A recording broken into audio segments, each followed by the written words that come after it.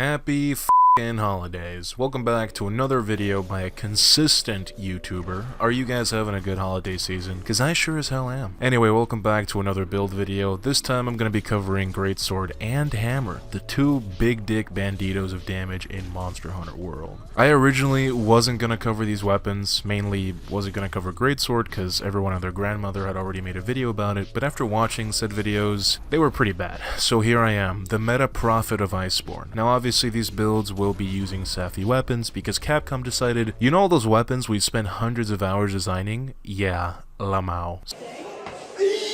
So let's start with Greatsword. For this I'm going to recommend the Sleep Greatsword. This will usually get you at least one sleep per hunt, which is just a free 2k damage from a wake up TCS. For longer hunts I would recommend Blast, or if you want even faster hunts than the Sleep Greatsword, also going to recommend Blast, since the Blast procs are just bonus damage. The best Awakens for a Safi Greatsword is 1 Sharpness 6 and 4 Attack 5s. This will get you to Purple Sharpness with 2 levels of Handicraft, which is 10 hits of Purple. For other weapons like Longsword, this isn't really worth it, which is why I didn't recommend it in my longsword video, even though it is technically the highest possible damage you can get with a longsword. But the thing is, you don't hit nearly as often with greatsword as you do with longsword, so those 10 hits can go away pretty fast. So 10 hits on greatsword lasts an eternity, and you will most likely not have to sharpen in any hunt whatsoever. We're also going to augment this for an affinity increase, a health regen augment, and 1 status up. The health regen is comfy but also mandatory since this does run peak performance. For the armor, we're going to be using a never-before-seen, super original combination of the Teostra helm, gloves, and coil, the Damascus chest, and the super obscure Garuga boots and the attack charm 4. I slotted the weapon with a handicraft plus 4 jewel, and the armor with 2 challenger plus 4 jewels, 3 flawless vitality jewels, 2 expert jewels, 2 tenderizer jewels, and 2 critical jewels. As a whole, this will give you level 6 critical eye, level 4 attack boost for that final 5% affinity we needed for 100% affinity on weak spots,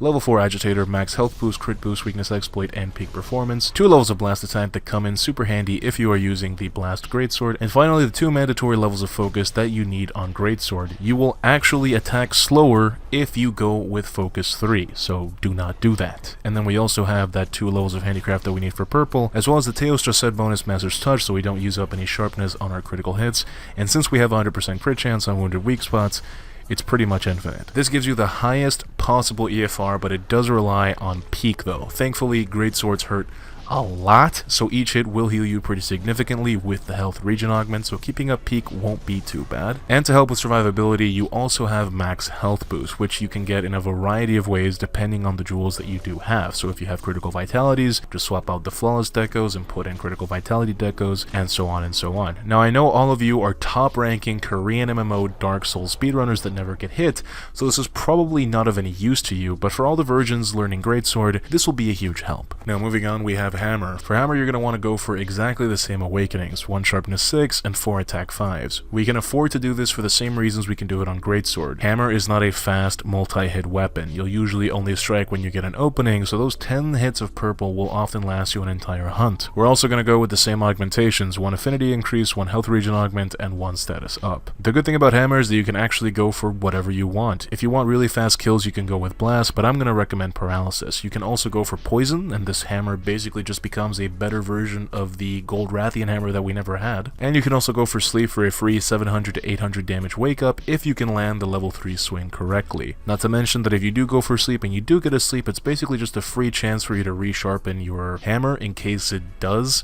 actually lose sharpness every now and then, so you can kind of guarantee that you won't dip into white. So there's that extra utility right there. For this we're going to use more or less the same pieces, except we're going to swap out the Brute Tigre.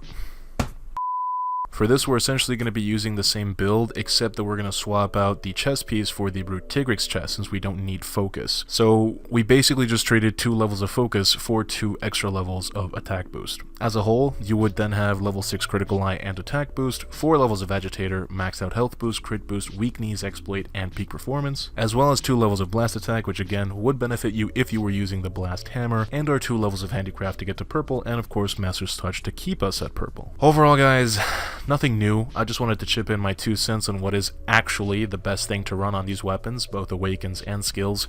And with that, I bid you adieu. I want to thank you guys so much for the amazing support on my last video. I'm pretty proud of that one, and just the support on the channel overall this past year. I want to thank especially all the people that have become patrons this year, and especially to my newest patrons, Vespin and shoutout. I really appreciate it, and it does help me out a ton. And if you guys would like to support me directly, that is the best way of doing so. A link to my Patreon is in the description, as well as a link to my Discord as always, and I'm on there all the time, so make sure you join up and say hello. Other than that, guys, I wish you all a Merry Christmas. I have another video planned, so I will see you in the next one. Take care.